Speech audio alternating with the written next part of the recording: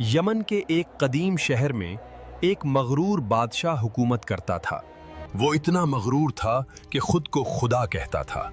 इसकी ताकत का राज इसके दरबार का एक बूढ़ा जादूगर था। जब जादूगर का वक्त आया, उसने बादशाह से कहा कि उसे एक ज़हीन लड़का दिया जाए। बादशाह के हुक्म पर शहर में जोर जोर से नगारे बजने लगे। सबको शाही ऐलान के लिए बुला लिया गया। सिपाहियों ने कई बच्चों को आजमाया, मगर किसी को भी पसंद ना किया। आखिरकार एक सिपाही की नजर एक खास लड़के पर जाकर रुक गई। बिलाखिर वो लड़का महल लाया गया और सबके सामने जादूगर के हवाले कर दिया गया।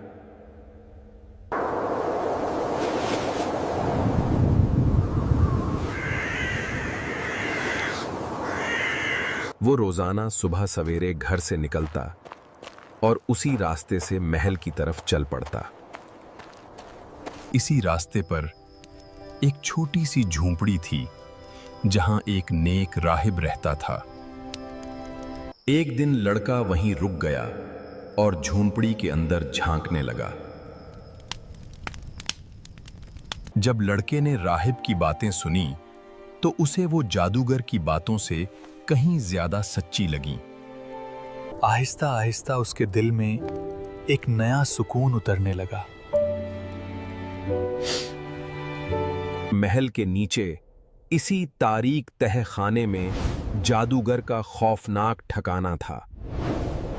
इसी तारीक तहखाने में जादूगर उसे गुमराही सिखाता और खौफनाक काला जादू पढ़वाता था। लड़के का जिस्म वहां होता, मगर उसका दिल राहिब की बातों के साथ जुड़ा रहता। राहिब के पास रुकने की वजह से वो अक्सर जादूगर के पास लेट पहुंचता था और घबराहट में दौड़ता हुआ आता। कहां रह गए थे तुम?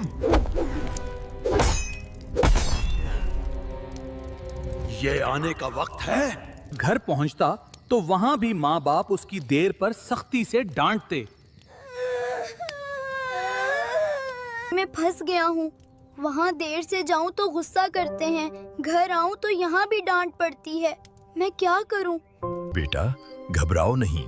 जब जादूगर पूछे तो कहना घर वालों ने रोक लिया, और जब घर वाले पूछें तो कहना जादूगर ने रोक लिया। उसने राहिब के मशवरे पर अमल किया और यूं दोनों तरफ की मुश्किल आहिस्ता आहिस्ता आसान हो गई। वक्त गुजरता गया, लड़का बड़ा होता गया और उसका ईमान पहाड़ की